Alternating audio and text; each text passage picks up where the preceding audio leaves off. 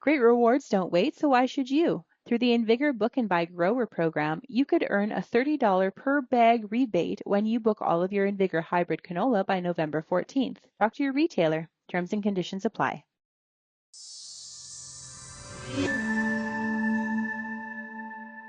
There's a lot happening on the trade front. That's probably an understatement for most of us that are listening here in the Real Agriculture audience. We've also, obviously there's issues between Canada and the U.S., Canada and China, Canada and Europe, Canada trying to diversify its trade portfolio. There's a lot of stuff happening. Here to talk about some of those more Saskatchewan-oriented issues, it is the Minister of Trade and Export Development and the Minister responsible for innovation in the province of Saskatchewan, and also the MLA, I should say, for Melville Saltcoats as well. It is Minister Warren Kaeding. How are we doing today, Minister Kaeding? Very good, Shaun. Okay, so hey, listen, like being the Minister of Trade and Export Development, it's like, yeah, that sounds great. Boy, you are a busy boy these days. Well, I still tell everyone I have an awesome job because I get to talk about the positive things that are going on in the province to people around the world. So I get up every morning still loving my job. That's good. Well, Saskatchewan, obviously, well, and you know what? To be honest with you, all three prairie provinces. Yeah. You know, if we talk to the ministers of trade of any of the three prairie provinces, they would, you know, trade is very high on the list, and we have challenges. Let's talk about China, and obviously, canola growers very impacted by what is happening with these Chinese tariffs on canola meal, oil, and now seed. What's your government's response to it? Well, we're definitely very disappointed because we recognize that canola is the biggest cash paying crop in egg production right now in Saskatchewan and likely across the prairies. And we know the effect that anytime you lose or you're having significant issues with a major trading partner, it's going to affect price. And I don't think our producers are able to absorb any more hits when it comes to return on their investment in agriculture right now. I guess when you talk to people in the federal government and they say, okay, what needs to happen here from Saskatchewan's perspective, what do you tell them? Well, especially when it comes to China, we've been told that it has to be a federal government to a national government discussion. We can certainly bring everybody to the table and certainly express our concerns, identify what the risks are and what the issues are to our producers here in the province, but still recognizing that it has to be a federal decision and a federal discussion that has to be made. And I would say the same with the United States as well, is that it is still a federal government to government discussion. We can identify, the costs and the risks to our sectors, but we're unfortunately not able to make a lot of decisions that's going to support our producers when it comes to the trade file. Well, what Saskatchewan has no, doesn't limit itself in the fact that you do your own trade missions. You do have trade offices in different parts of the world. If these are national to national or federal government to federal government kind of discussions, what do you've got some countries you're gonna be visiting on your agenda. What's the point of those visits then if it's not to do the negotiation itself? Well, what you're doing is you're identifying the opportunities that you've got in your province. So you're building that relationship, especially with governments that need to have confidence in the government that they're maybe turning their businesses to or encouraging their businesses to engage with.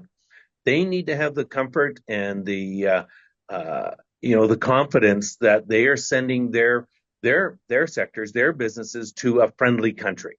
And that's what we're doing is we're out there building relationships, building that trust and building that support so that they in confidence can send folks to start doing those trade deals with us. And we in turn would be the same way.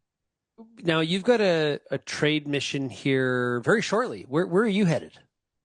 So I'm headed to South Korea and then to Japan. And we're meeting with all sectors in both countries, certainly talking about agriculture and agricultural products, but also critical minerals. We're talking about potash. We're talking about investment opportunities back in Saskatchewan for any of their businesses that maybe want to invest in our value chain in Saskatchewan. We also know that Premier Mo he is headed to China next week, I believe. Correct. He's leaving the same time that I am when I go to South Korea and Japan, and then he'll be joining me at the end of the Japanese segment of my trip. Yeah. As far as you know, Minister Kaeding, what is Premier Mo trying to accomplish in China on his visit? That is, he just announced it. Like, this is coming together very, very quickly. So what is he looking to move the needle on? Well, he's certainly engaging with the respective ministries in China. So certainly in the agriculture space, in the mineral space, we certainly have trade issues when it comes to canola, peas, pork. We also they're important customers of ours in the potash industry, the crude oil space. So we just again want to make sure that we're in front of the respective ministries that understand what the concerns are, as well to try and understand as well, what their issues are, and then ultimately to be able to facilitate the opportunity for our federal government to meet with their national government to iron out these issues.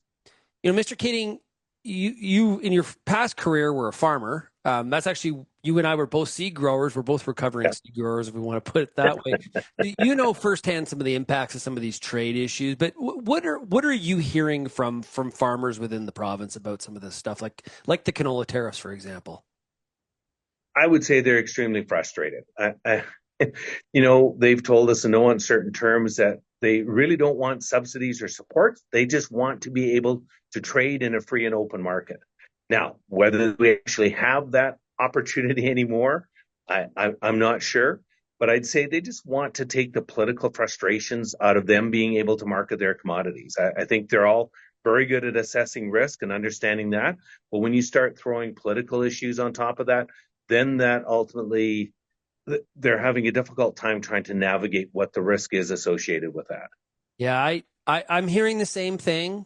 I am worried, though, that that's not the environment that's in front of us. That is looking backwards a little, like that's a rear view lens, and we may return to that, but in the short term, it does not feel like that. I think you had one of the guests on your show, as I'm listening to your podcast, driving to Regina, that talked about we're probably not in a situation where we have trade agreements anymore. We have trade contracts. And I can't disagree with that mindset right now.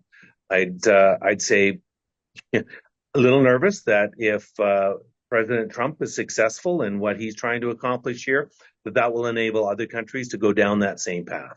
And then we're going to have a number of one-off bilateral agreements around the world. Now, on last week of July, you were a part of hosting quite a significant meeting in the province of Saskatchewan that brought Canadian officials and American officials together. What was that meeting? So that was a Midwest Legislative Conference, and it brought 11 of the U.S. states that are in the American Midwest together with the 4 prairie provinces, and we'll include Ontario, or Western Ontario, as part of that.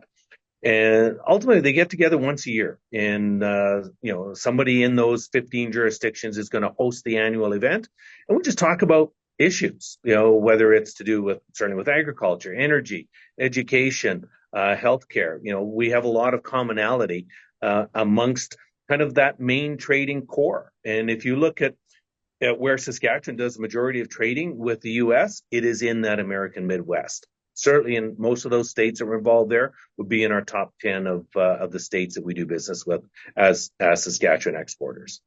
Yeah, and what was the message? Actually, former Prime Minister Stephen Harper spoke at that meeting, and he laid down some pretty significant quotes that were mentioned in the media list after the fact.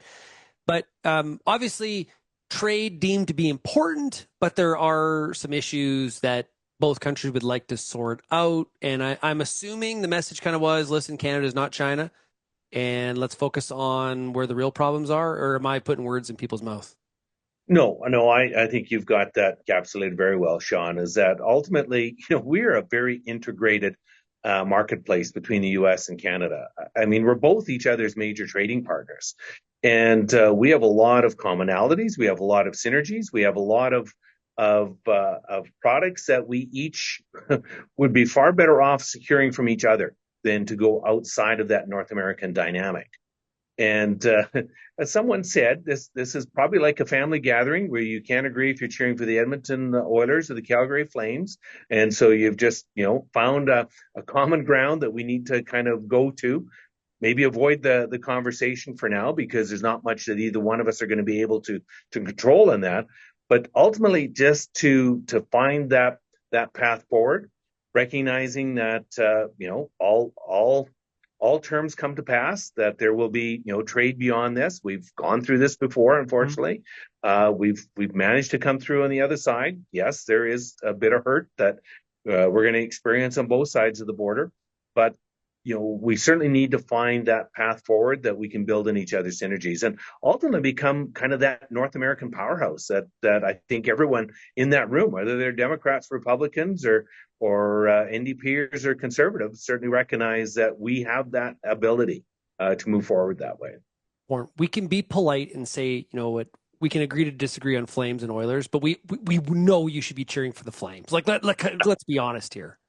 You and I are in that same wavelength. Absolutely, Shaun. However, that may not be shared by everyone. Okay, well, we'll give them a pass on their lack of good judgment here. Yeah. Minister Kaeding, thanks so much for joining us here today. Really appreciate it. Good. No, thanks for your interest, Shaun.